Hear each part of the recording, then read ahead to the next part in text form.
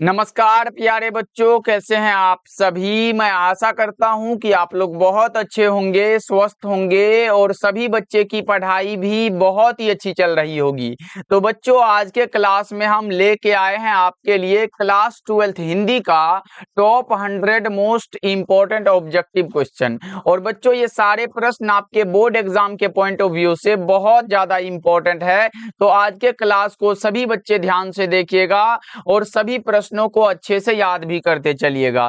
Okay, देखिए पहला number सवाल आपके सामने है, तो सभी बच्चे हमारे साथ आंसर को भी लगाते चलिएगा। देखो, पहला नंबर सवाल है, जयप्रकाश नारायण के बचपन का नाम क्या था। बच्चों, जयप्रकाश नारायण के बचपन का नाम बाउल था, तुलसीदास के बचपन का नाम राम बोला था, या फिर एग्जाम में ऐसे पूछता है कि तुलसीदास का मूल नाम क्या था, तो आप राम बोला लगाओगे। और अगर पूछे मोहन राकेश के बचपन का नाम क्या था, तो आप मदन मोहन गुगलानी लगाओगे। ओके बच्चों, इतने चीजों को आप ध्यान में रखिएगा, एग्जाम में बार बार पूछे जाते हैं। अब बताओ, जयप्रकाश नारायण को भारत रत्न की उपाधि कब दी गई थी। 1998 ईस्वी में और 1965 ईस्वी में बच्चा पार्टी मैग्सेसे सम्मान दिया गया था जयप्रकाश नारायण को। चलो, अगला नंबर सवाल का जवाब जल्दी से बताओ। बातचीत के माध्यम से बालकृष्ण भट्ट क्या बतलाना चाहते हैं। बच्चों, बालकृष्ण भट्ट के माताजी का नाम आपको पता होगा, पार्वती देवी थे, और पिताजी का नाम बेनी प्रसाद भट्ट, और इनका जन्म हुआ था 23 जून 1844 को, निधन हुआ था 20 जुलाई 1914 को, जन्म स्थान था इलाहाबाद उत्तर प्रदेश। ये सब बात आपको ध्यान में रखना है। एग्जाम में बच्चों लेखक परिचय से ज्यादा प्रश्न पूछे जाते हैं। बातचीत के माध्यम से बातचीत की शैली को बतलाना चाहते हैं, और आपको ये याद रखना कि बातचीत पाठ एक प्रकार का क्या है, एक प्रकार का निबंध है। चलो, अगला नंबर सवाल का जवाब बताओ। संयोगिता स्वयंवर किसकी रचना है। संयोगिता स्वयंवर बच्चों श्रीनिवास दास की रचना है। तो आप बता के चलो, दमयंती स्वयंवर किसकी रचना है। इंपॉर्टेंट है बच्चों, दमयंती स्वयंवर किसकी रचना है, तो ये रचना बालकृष्ण भट्ट की है। चलो, अगला बताओ, पांचवा नंबर सवाल है, बालकृष्ण भट्ट के माता का नाम क्या है। जस्ट हमने ऊपर बताया, पार्वती देवी। बालकृष्ण भट्ट के माता जी का नाम था पार्वती देवी, पिताजी का नाम था बेनी प्रसाद भट्ट। बच्चों देखो, बातचीत से मन किस प्रकार का हो जाता है। बच्चों, अगर कोई भी मन आपके बात यानी कि अंदर में चल रहा है, उस जब तक आप नहीं बोलते हो तब तक आपका मन जो है क्या रहता है, भारी और बोझिल रहता है। इसलिए जब बातचीत हो जाता है तो वो हल्का और स्वच्छ हो जाता है। ऑप्शन नंबर सी आपका बिल्कुल करेक्ट हो जाएगा। चलो, अगला बताओ, 7 नंबर सवाल, जो मापने में समर्थ हो बच्चों, लायक हो, वो हमारा मापदंड है। क्या है, मापदंड होता है। चलो, 8 का जवाब बताओ। पूरे 100 ऑब्जेक्टिव है और बहुत कम समय में हमारा हो जाएगा। देखो, जब जो बहुत कम जानता हो, जो कम जानता है बच्चों, उसे अल्पज्ञ कहते हैं, और जो सबसे ज्यादा जानता हो उसे हम लोग क्या कहते हैं, उसे बच्चा पार्टी आपको ये याद रखना, उसे सर्वज्ञ कहते हैं। क्या कहते हैं, सर्वज्ञ कहते हैं। चलो, 9 का बताओ, कृष्ण का विलोम क्या होगा। कृष्ण का विलोम शुक्ल होता है। बच्चों, अगर आपसे पूछे अग्रज का विलोम क्या होता है, अनुज होता है। ये सब बात आप याद रखोगे। देखो, वजीरा सिंह किस कहानी का पात्र है, तो वजीरा सिंह, सूबेदार, सूबेदारनी, हजारा सिंह, बोधा सिंह, कीरत सिंह, इन सब के बारे में हम लोग उसने कहा था कहानी में पढ़ते हैं। बच्चों, उसने कहा था एक प्रकार का कहानी है जो कि 1915 में प्रकाशित हुआ था, और ये रचना किसकी है सबको पता होगा। ये रचना है चंद्रधर शर्मा गुलेरी की। किनकी है बच्चों, हमारे साथ बोलो। ये रचना है चंद्रधर शर्मा गुलेरी की। ये बात आप याद रख के चलते हो। चलो, नेक्स्ट बताओ आप लोग। 11 नंबर सवाल है, गुलेरी जी ने कुल कितनी कहानियां लिखी थी। पहला आप याद रख के चलते हो, पहला आप याद रखोगे उसने कहा था क्या बच्चों, उसने कहा था। दूसरा आप याद रखोगे सुखमय जीवन। क्या याद रखना है बच्चों, सुखमय जीवन। और तीसरा आप याद रख के चलते हो सर, वो हमारा था बुद्धू का कांटा। क्या नाम था बच्चों, बुद्धू का कांटा। जो यहाँ से इंपॉर्टेंट बात बनते हैं वो उसने कहा था 1915 में प्रकाशित हुआ था, और ये दोनों 1911 में। बच्चों, अब बता के चलो कितनी कहानियां लिखी थी, तो आप बताओगे 3 कहानियां लिखी थी। चलो नेक्स्ट बता के चलो, उसने कहा था कहानी कब प्रकाशित हुई, जस्ट हमने ऊपर बताया। अगर आप इस क्लास को ध्यान से देख रहे हो तो मुझे उम्मीद है कि आपका गलत नहीं होगा, ऑप्शन नंबर सी बिल्कुल करेक्ट हो जाएगा। और बच्चों अगर आप भी इंटर का तैयारी कर रहे हो तो आप हमारे द्वारा तैयार वो नोट्स जरूर पढ़ना, जिसमें कि हम आपको देंगे फिजिक्स, केमिस्ट्री और बायोलॉजी के नोट्स। कौन सा बच्चों? फिजिक्स, केमिस्ट्री और बायो, ये 3 सब्जेक्ट का नोट्स हम दे रहे हैं और इस तीनों में अभी से पढ़ के 90 प्लस नंबर की गारंटी बच्चों। फिजिक्स भी 90, केमिस्ट्री भी 90 और बायो में भी, क्योंकि ऐसा क्वेश्चन हमने तैयार किया है और उसमें कम क्वेश्चन है। जैसे आपको एक सब्जेक्ट चाहे फिजिक्स की बात करें तो इसमें आपको 60 से 65 क्वेश्चन दिए जाएंगे सब्जेक्टिव के और 200 ऑब्जेक्टिव के दिए जाएंगे। और अगर आप इतना तैयार करते हो तो एग्जाम में इसके बाहर नहीं आता है। तो सारे बच्चे इसको जरूर पढ़िएगा। ये 3 सब्जेक्ट का टेंशन सिर्फ मुझ पे छोड़ दो, बस आप पढ़ने की गारंटी ले लो बच्चा पार्टी। अभी से पढ़ के आप अच्छे नंबर ला सकते हो फिजिक्स, केमिस्ट्री और बायोलॉजी में। साथ में हिंदी का बिल्कुल फ्री मिल जाता है, तो कॉल कर लीजिएगा। इसका चार्ज 199 हमने आपके कहने पर किया, क्योंकि ये 299 था। सारे बच्चे का डिमांड था कि सर 199 कर दो, तो फिर आपका बात हमें मानना पड़ा। तो कॉल करिएगा या फिर मैसेज करिएगा 7070 82 80, ये हमारा 1685 नंबर पे आप ये ले सकते हो। चलो नेक्स्ट नंबर सवाल बच्चों, इस पे कॉल या मैसेज कर लेना कि सर हमें नोट्स लेना है। अगला नंबर सवाल का जवाब बताओ, अमृतसर में लहना सिंह के कौन थे बच्चों? अमृतसर में लहना सिंह के मामा रहते थे। ऑप्शन नंबर सी आपका बिल्कुल सही हो जाएगा। चलो अगला नंबर सवाल आप बता के चलोगे, गुलेरी जी का जन्म स्थान कहाँ है? चंद्रधर शर्मा गुलेरी का जन्म स्थान है जयपुर राजस्थान, और गुलेर कांगड़ा हिमाचल प्रदेश में इसका क्या है बच्चों? ये बात आप याद रखोगे, इसका निवास। ओके चलो नेक्स्ट बताओ आप लोग। 15 नंबर सवाल है, उसने कहा था कहानी के कहानीकार कौन है? सबको पता होगा चंद्रधर शर्मा गुलेरी। आप बता के चलते हो sir Chandradhar Sharma Guleri is the correct answer. चलो बताओ, जयप्रकाश नारायण मार्क्सवादी कब बने थे? जब लेनिन की मृत्यु हुई थी। लेनिन की मृत्यु भी बच्चों 1924 में हुई थी। ओके चलो बताओ, संपूर्ण क्रांति की शुरुआत कब हुई थी? महात्मा गांधी भैया नहीं थे इसमें, वो चंपारण सत्याग्रह में कौन थे? अच्छा बच्चों, ये चंपारण सत्याग्रह वाला एग्जाम में आता है। क्या आता है? चंपारण सत्याग्रह वाला जो है एग्जाम में पूछता है कि ये कब हुआ था। चंपारण सत्याग्रह हुआ था 1917 में। कब हुआ था? किसके द्वारा? महात्मा गांधी के द्वारा। अच्छा, महात्मा गांधी को आमंत्रित किसने किया था बच्चों? सबको पता है क्या? ये किया था राजकुमार शुक्ल ने। किसने किया था? राजकुमार शुक्ल। ये बात आप याद रखोगे। और संपूर्ण क्रांति का शुरुआत लोक नायक जयप्रकाश नारायण ने 5 जून 1974 को पटना के गांधी मैदान में करा था। चलो अगला नंबर सवाल का जवाब बताओ, रामधारी सिंह दिनकर की कौन सी रचना है? तो आप बता के चलते हो उर्वशी। उर्वशी बच्चों रहस्य कथा, ये किनकी रचना है? सबको याद रखना है, ये बाल कृष्ण भट्ट की है। बच्चों किनकी? हमारे साथ बोलो, ये बाल कृष्ण भट्ट की रचना है। उसने कहा था गुलेरी जी की रचना है। किनकी है? गुलेरी जी की। जानवर और जानवर किनकी रचना है? मोहन राकेश की रचना है बच्चों। अब आप बता के चलते हो, हमारा करेक्ट आंसर सी हो जाएगा सर। चलो अगला बताओ, 19 नंबर सवाल है, रामधारी सिंह दिनकर के पिता का नाम रवि सिंह था, माता का नाम क्या था बच्चा? माता का नाम था मनरूप देवी। माता का नाम क्या बता के चलते हो? मनरूप देवी। अर्धनारीश्वर शीर्षक निबंध में शंकर और पार्वती का कल्पित रूप वर्णित है बच्चों। एक बार एग्जाम में आया था कि अर्धनारीश्वर किसका किसका कल्पित रूप है, तो आप बताओगे शंकर और पार्वती का। ऑप्शन में बहुत सारा ऑप्शन दे देता है, 4 ऑप्शन, इसमें से एक सही होता है बच्चों। देखो दिनकर जी को निम्न में से कौन सा पुरस्कार दिया गया था? पद्म विभूषण वाला बच्चों। कौन सा दिया गया था? पद्म विभूषण। बताओ 21 नंबर सवाल का जवाब आप क्या लगा के चलते हो? पद्म विभूषण नहीं, पद्म भूषण दिया गया था इसे बच्चा पार्टी, पद्म भूषण दिया गया था। और भी दिया गया था कोई बच्चों, एक बार बताओ तो? हाँ सर, साहित्य अकादमी पुरस्कार दिया गया था और ज्ञानपीठ पुरस्कार भी दिया गया था। संस्कृति के 4 अध्याय के लिए साहित्य अकादमी और उर्वशी के लिए कौन सा भारतीय ज्ञानपीठ पुरस्कार दिया गया था? आप बताओगे 21 का बी हो जाएगा। चलो अगला नंबर सवाल का जवाब बताओ, पंचवटी में कौन सा समास है? पंचवटी पूछा गया, देखो नंबर का बोध हुआ, आप बताओगे द्विगु समास। जैसे बच्चों तिरंगा लिखा हुआ है तो इसमें कौन सा होगा?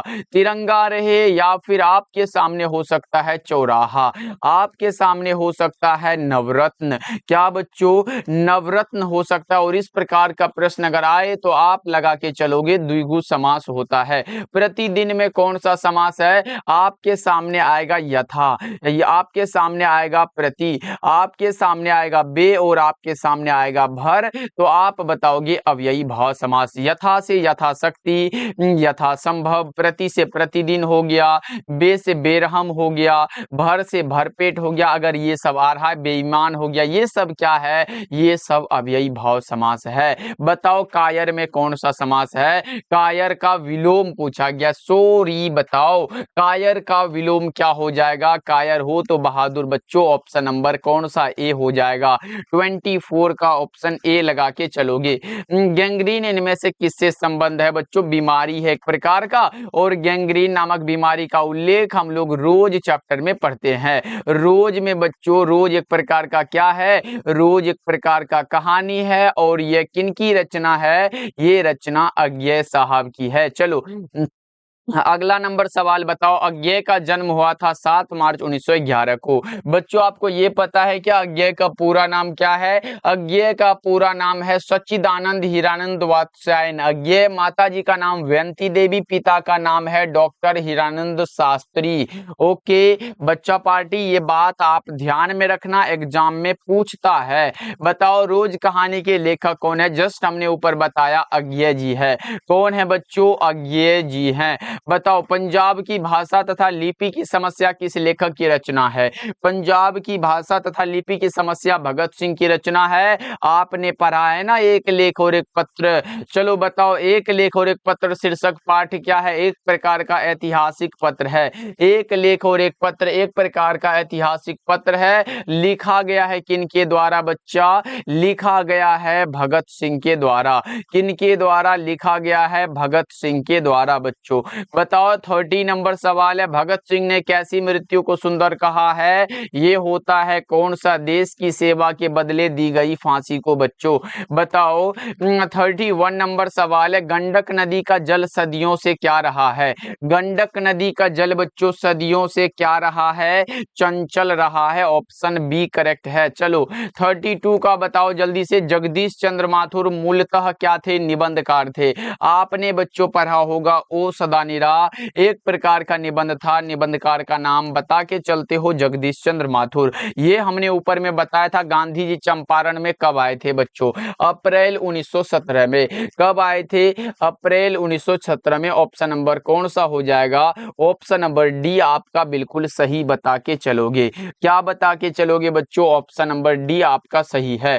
चलो जगदीश चंद्र माथुर का जन्म कब हुआ था?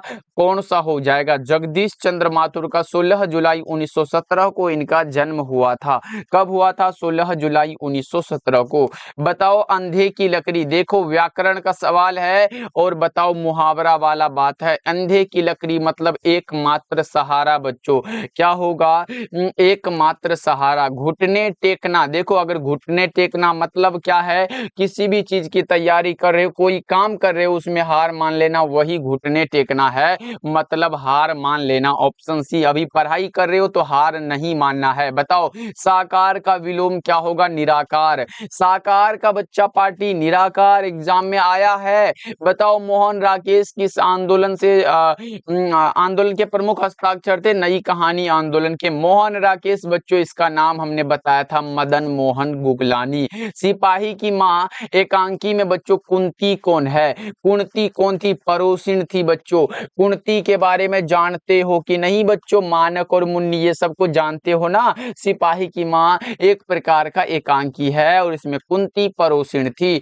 बताओ नामवर सिंह की कौन सी रचना है? तो आप बताओगे जूठन ओम प्रकाश वाल्मीकि की है, प्रगीत और समाज नामवर सिंह की है, सिपाही की माँ कौन सा होगा? मोहन राकेश की है, और शिक्षा जे कृष्णमूर्ति की है। तो आप बताओगे प्रगीत और समाज। क्या बताओगे बच्चों? प्रगीत और समाज। नामवर सिंह के गुरु कौन थे? हजारी प्रसाद द्विवेदी। नामवर सिंह के गुरु बच्चों हजारी प्रसाद द्विवेदी। आलोचना त्रैमासिक के प्रधान संपादक का नाम बताओ जल्दी से। आलोचना त्रैमासिक के प्रधान संपादक का नाम बताओगे, वो होगा नामवर सिंह बच्चों। कौन सा? नामवर सिंह हो जाता है। बताओ जूठन शीर्षक हिंदी। यहाँ पे देखो जूठन शीर्षक पाठ हिंदी साहित्य की कौन सी विधा है? जूठन एक प्रकार का आत्मकथा है बच्चों। कैसा है? आत्मकथा है। कैसा आत्मकथा? तो दलित आत्मकथा है इसमें बच्चा पाठी। बताओ 44 नंबर सवाल है, सुरेंद्र सिंह किसका पोता था? सुखदेव सिंह त्यागी का। ऑप्शन ए आपका सही जवाब हो जाएगा। हिंदी में उतना टाइम नहीं लगता है जी, फिजिक्स नहीं है जो समझाना पड़ेगा। ओम प्रकाश वाल्मीकि का जन्म कब हुआ था? अब बताओ ओम प्रकाश वाल्मीकि का जन्म 30 जून 1950 को हुआ था। ओम प्रकाश वाल्मीकि का जन्म 30 जून 1950 को हुआ था। अब हम ऐसे करें समझाने के चक्कर में कि मान लो बच्चा पार्टी ओम प्रकाश वाल्मीकि का जन्म जो है एक्स दिन हुआ था। कौन सा दिन हुआ था? एक्स दिन। फिर इसे मान लो वाई दिन। तो ऐसे करके ये समझाने वाला तो है नहीं, सीधा याद रखना कि 30 जून 1950 को इनका जन्म हुआ था। हाँ, इतना समझा सकते हैं कि ओम प्रकाश वाल्मीकि को पुरस्कार भी दिए गए थे। डॉक्टर अंबेडकर राष्ट्रीय पुरस्कार दिया गया था ना बच्चा 1993 में, परिवेश सम्मान 1995 में दिया गया था ना। ये सब बात आप याद रख सकते हो। ओके, चलो नेक्स्ट बताओ आप लोग क्या होगा। 46 नंबर सवाल है, मलियज जी छात्र जीवन में किस रोग से ग्रसित थे? आप बता के चलते हो क्षय रोग से, जिसे आप लोग क्या कहते हो? टीबी कहते हो, ट्यूबरकुलोसिस कहते हो बच्चों। चलो अगला बताओ 47 नंबर सवाल है, 1995 में परिवेश सम्मान किसे प्राप्त हुआ? और जस्ट हमने ऊपर बता दिया था। आप बता के चल रहे हो बालकृष्ण भट्ट को। गलत हो जाएगा। आप बताओगे ये गलत हो जाएगा। गलत होगा क्योंकि ओम प्रकाश वाल्मीकि को मिला था। किसे मिला था बच्चों? ओम प्रकाश वाल्मीकि को। बताओ पंडित रामोवतार क्या थे? पंडित रामोवतार जो थे बच्चा ये क्या थे? बताओ जल्दी से। बहुत अच्छे बच्चा पार्टी, बता दो क्या होगा? पंडित रामोवतार ज्योतिषी और वैद्य दोनों थे बच्चों। ऑप्शन डी करेक्ट हो जाएगा। चलो बता दो निम्नलिखित में कौन सी कृति उदय प्रकाश की है? उदय प्रकाश की है पूछा ना सर।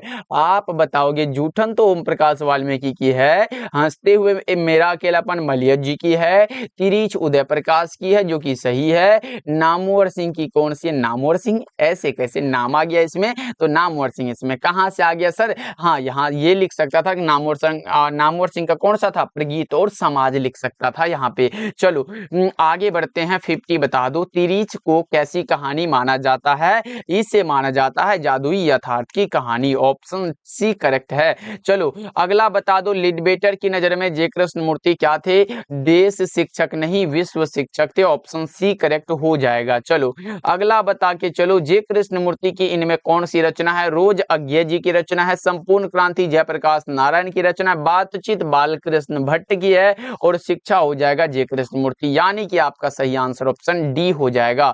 चलो अगला बता के चलो जयसी का जन्म किस प्रदेश में हुआ था? जयसी जी का जन्म हुआ था उत्तर प्रदेश में। कहां पर हुआ था बच्चों?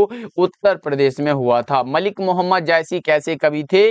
प्रेम के पीर के कवि थे बच्चों। मलिक मोहम्मद जयसी प्रेम मार्गी शाखा के कवि है और ये भक्ति काल के भी कवि है। तो ऑप्शन नंबर डी को आप हमेशा याद रखोगे। चलो अगला बता के चलो आप लोग 55 है, पद्मावत किनकी रचना है? पद्मावत आ रहा है तो आप बता के चलोगे जयसी जी, लेकिन इसी जगह आपके सामने आ जाता पद्मावती, तो आप बता के चलते ये बालकृष्ण भट्ट की रचना है बच्चों। ओके, चलो अगला बता के चलो जल्दी से। 56 नंबर सवाल है, निम्न में कौन सी रचना जयसी जी की नहीं है? यहाँ पे जो नहीं है बताना है। तो भक्तमाल इनकी नहीं है क्योंकि भक्तमाल रचना है नाभादास की। भक्तमाल किनकी रचना है साथी? नाभादास की रचना है। चलो अगला बता के चलो, सूरदास को क्या कहा जाता है बच्चों? सूरदास को कहा जाता है हिंदी साहित्य का सूर्य, क्योंकि कवियों के कवि किसे कहा जाता है?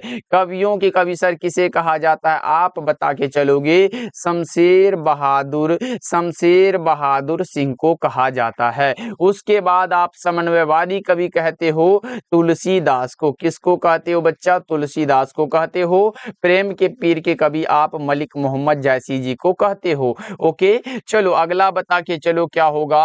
58 है, सत्संग में किनकी अभिरुचि थी? सूरदास की। सत्संग में अभिरुचि थी बच्चों सूरदास की। स से सत्संग और स से सूरदास आप याद रखोगे। सूरदास किस भाषा के प्रसिद्ध कवि थे? सूरदास जी ब्रज भाषा के।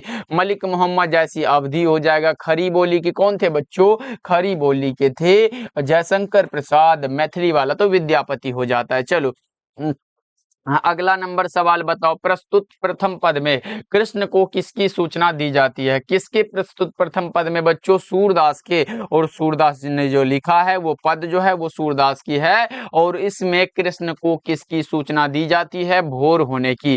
किसकी बच्चों? भोर होने की। आप ऑप्शन सी करेक्ट हो जाएगा। देखो, मीरा ने अपना प्रियतम किसे माना है? मीरा ने बच्चों अपना प्रियतम माना है कृष्ण को। किसको माना है? तो कृष्ण को बता के चलते हो। देखो, तुलसीदास का सर्वश्रेष्ठ महाकाव्य है रामचरितमानस। क्या है बच्चों? रामचरितमानस। कामायनी की बात करें तो यह है जयशंकर प्रसाद की रचना। उर्वशी की बात करें तो यह है रामधारी सिंह दिनकर की रचना। मुकुल की बात करें तो यह है सुभद्रा कुमारी चौहान की रचना। बताओ, जल्दी से बताओ, तुलसीदास का जन्म कब हुआ था? तुलसीदास जी का जन्म कब हुआ था? आप बताओगे 1543 में। निधन कब हुआ था? 1623 में बच्चों। आप ऑप्शन बी को लगाओगे। चलो अगला बताओ के चलो जल्दी से। 64 है, तुलसीदास को किस चीज की भूख है? तो भक्ति की बच्चों। तुलसीदास को भक्ति की भूख है। 64 का करेक्ट आंसर बी हो जाएगा। ओके, चलो अगला नंबर बता के चलो जल्दी से।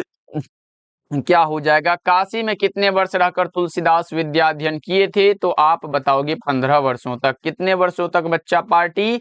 15 वर्षों तक। नाभादास की कौन सी रचना है? नाभादास की रचना है, आप कौन सा लगाओगे? कवि, ये छपा है तो नाभादास यही हो जाएगा। कवित भूषण जी की रचना है। कवित भूषण जी की रचना, करवक जयसी जी की रचना है। और आप बताओगे ऊषा किसकी रचना है? ऊषा है शमशेर बहादुर सिंह की रचना है। चलो आगे बता के चलो जल्दी से। अगला बताओ जल्दी से क्या होगा। 67 बीजक के रचयिता कौन है? बीजक के रचयिता कबीरदास हैं। बीजक के रचयिता बच्चों कबीरदास हो जाते हैं। चलो अगला बताओ जल्दी से। 68 है, भक्तमाल किसकी रचना है? भक्तमाल जो रचना है वो होगा नाभादास की। भक्तमाल कवित्व जो है ये भी कौन सा कवित्व किसकी रचना है? भूषण की है। छप्पे नाभादास की रचना है। बताओ, शिवाजी के पुत्र का नाम क्या था? साहू जी नाम था। शिवाजी के पुत्र का नाम क्या था? साहू जी नाम था बच्चों। बताओ, छत्रसाल दशक किनकी रचना है? भूषण जी की रचना है। छत्रसाल दशक बच्चों भूषण जी की रचना है। और शिवा बावनी भी भूषण जी की रचना है। छत्रसाल दशक में महाराज छत्रसाल की वीरता का बखान है, उसी जगह शिवा बावनी में शिवाजी की वीरता का बखान किया गया है। चलो अगला नंबर सवाल का जवाब बताओ। जयशंकर प्रसाद का महाकाव्य वही वाला बात है, कामायनी हो जाएगा। कौन सा बच्चों? कामायनी सही जवाब है। बताओ, मनुष्य का शरीर क्यों थक जाता है? क्यों? मन की चंचलता के कारण। ऑप्शन नंबर ए सही जवाब है। चलो अगला बता के चलो क्या होगा। माँ किसके भय से अपने लाल को गोद से नहीं उतारती है? आपने पढ़ा होगा ना, ठंड न लग जाए इस भय से नहीं गोद से जिसे उतारा, छोड़ काम दौड़ कर आई माँ कहकर जिस समय पुकारा। यानी कि ठंड न लग जाए इस भय से, तो ठंड कौन सा होगा? ठंड मतलब शीत के डर से। ऑप्शन बी करेक्ट है बच्चों। चलो आगे बढ़ते हैं। पुत्र वियोग शीर्षक कविता में कवियत्री का खिलौना क्या है? पुत्र वियोग के रचनाकार का नाम है सुभद्रा कुमारी चौहान, यानी कि कवित्री कह सकते हो। और उनका खिलौना उन्हीं का पुत्र था। ऑप्शन ए करेक्ट है बच्चों। बताओ, सुभद्रा कुमारी चौहान के पति का नाम क्या था? पति का नाम था ठाकुर लक्ष्मण सिंह। अच्छा, पिता का नाम क्या था? ठाकुर रामनाथ सिंह बच्चों। ओके, चलो आगे बढ़ते हैं। 76 बताओ। बताओ शमशेर बहादुर सिंह ने कौन सी कविता लिखी है? उषा शमशेर बहादुर सिंह की रचना है। चलो 77 है, उषा का जादू कब टूटता है? सूर्योदय होने पर। उषा का जादू सूर्योदय होने पर टूटता है। चलो 78 है, प्रकृति वर्णन से संबंधित कविता है उषा। उषा बच्चा पार्टी उषा। चलो 79 है, सुकून की तलाश किसकी रचना है? सुकून की तलाश भी रचना आपको बताना है, तो ये शमशेर बहादुर सिंह की रचना है। अभी ऐसे मान लो ना, ये तीनों तो हम पढ़े नहीं अभी तक अपने क्लास में, तो हमारा करेक्ट आंसर डी हो जाएगा। मुक्ति बोध का पूरा नाम क्या है? इसी प्रकार से हमने अज्ञेय का बता दिया, अज्ञेय का बता दिया बच्चों। अज्ञेय जी का ये हमने बता के चला, आप बताओगे गजानन माधव मुक्ति बोध, और अज्ञेय का सच्चिदानंद हिरानंद वात्स्यायन अज्ञेय होता है। चलो ये हो जाएगा। गजानन माधव मुक्ति बोध का जन्म कब हुआ था? गजानन माधव मुक्ति बोध का बच्चों जन्म कब हुआ था? आप बताओगे 13 नवंबर 1917 को। कब बता के चलते हो बच्चों? 13 नवंबर 1917 को। ऑप्शन नंबर ए करेक्ट है। और अच्छा, निधन कब हुआ था? 11 सितंबर बच्चों, 11 सितंबर 1964 को क्या हुआ था? इनका हो गया था निधन बच्चों। ओके, चलो आगे बढ़ते हैं। 82 नंबर सवाल है, रघुवीर सहाय ने कौन सी कविता लिखी है? रघुवीर सहाय अधिनायक कविता पढ़ते आ रहे हो आप लोग। चलो आगे बढ़ते हैं। रघुवीर सहाय का जन्म कहाँ हुआ था? रघुवीर सहाय का जन्म बताओ। 83 नंबर सवाल का जवाब वो हो जाएगा लखनऊ उत्तर प्रदेश में। चलो अगला बताओ। 84 है, विनोद कुमार शुक्ल को 1999 ईस्वी में कौन सा पुरस्कार दिया गया था? कौन सा पुरस्कार दिया गया था? साहित्य अकादमी का पुरस्कार मिला था बच्चों। चलो बताओ, ये प्रश्न है कि मेहनत कश और औरत को कवि ने किस रूप में देखा है? लोहा के रूप में। आपको पता होगा विनोद कुमार शुक्ल कविता प्यारे नन्हे बेटे को। देखो प्यारे नन्हे बेटे को कविता के रचयिता कौन है? ये हो जाएगा विनोद कुमार शुक्ल। अभी जस्ट हमने ऊपर ही बता दिया, ऑप्शन आपका डी हो जाएगा। चलो 87 का बताओ, नौकर की कमीज क्या है? नौकर की कमीज जो रचना है वो क्या है? उपन्यास है विनोद कुमार शुक्ल की। चलो आगे बढ़ते हैं। 88 है, निम्नलिखित में गद्य कविता कौन है? हार जीत एक गद्य कविता है, और व्यंग्य कविता की बात हो तो आप अधिनायक लगा के चलोगे। चलो आगे बढ़ते हैं। अशोक वाजपेयी किस काल के कवि थे? अशोक वाजपेयी जी आधुनिक काल के कवि हैं, ये हमने बता चुका है आपको ट्रिक में भी। चलो पंचायती राज में क्या खो गया है? पंचायती राज में जैसे खो गए हैं पंच परमेश्वर, ये भी किस चैप्टर से लिया गया बच्चों? गांव का घर चैप्टर का क्वेश्चन है, ये बात आप याद रखोगे। चलो 91 नंबर सवाल है, ज्ञानेंद्र पति ने कौन सी कविता लिखी है? गांव का घर। इसी में पंचायती राज व्यवस्था वाला ये दिया गया पंच परमेश्वर वाला। चलो आगे बढ़ते हैं। कवि ने कहा क्या है? कवि ने कहा एक प्रकार का रचना है, ये रचना है कविता संग्रह। किन की रचना है? ज्ञानेंद्र पति की। बताओ भारत का विशेषण क्या होगा? भारतीय होगा। क्या होगा? भारत का भारतीय होगा। तो जाति का क्या होगा सर? जाति का जातीय होता है। इसी प्रकार से आप बता के चलोगे राष्ट्र का क्या होगा?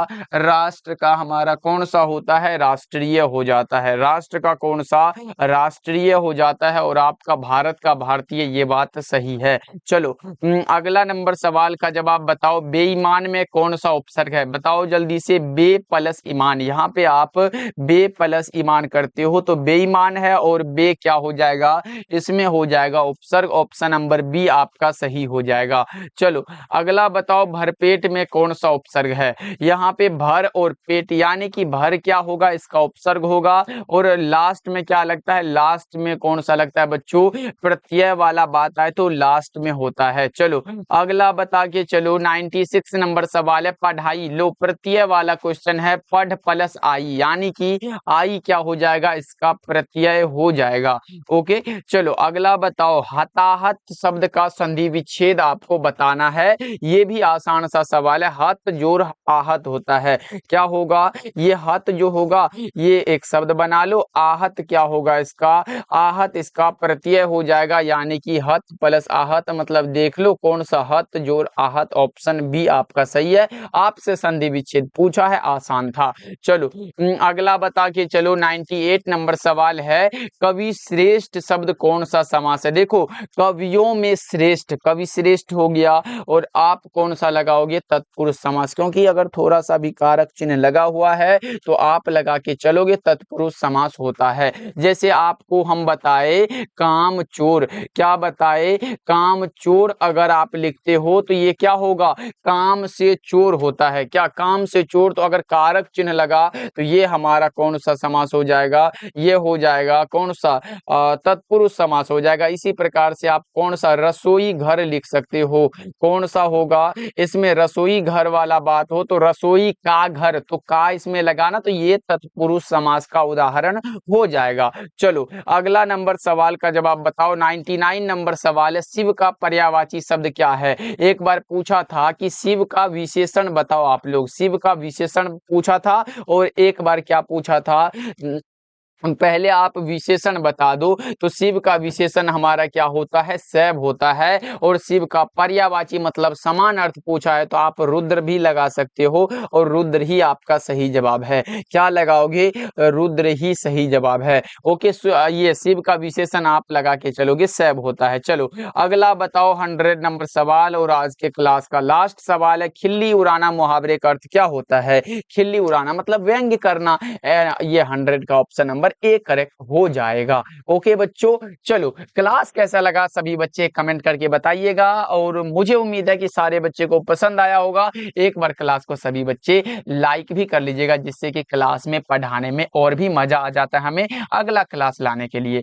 ओके, तो सभी बच्चे एक बार क्लास को लाइक करिएगा, हमारे साथ पहली बार जुड़ रहे हो तो सब्सक्राइब भी कर लीजिएगा। और आप हमसे फिजिक्स, केमिस्ट्री, बायो के नोट्स लेना चाहते हो, वो भी मात्र 199 में, ये आपका डिमांड था इसलिए। और आपका अगर डिमांड हो मैं ना करूं तो ये गलत बात होता है, इसलिए हमने इसे 199 कर दिया है। और इसे मैं लिमिट समय तक ही रख पाऊंगा बच्चा पार्टी, तो कॉल कर लीजिएगा 7070 82 16 85 नंबर पे। ओके, मिलते हैं फिर अगले क्लास में, सभी बच्चे ध्यान रखिएगा।